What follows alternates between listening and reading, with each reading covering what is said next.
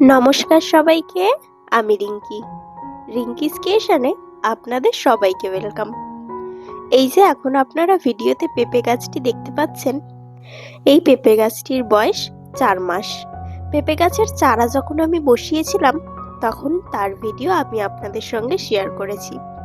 এর মধ্যেই দেখুন দেখতে দেখতে পেঁপে গাছটি কত বড় হয়ে গেছে এবং এই পেঁপে গাছে ফুলও চলে এসেছে।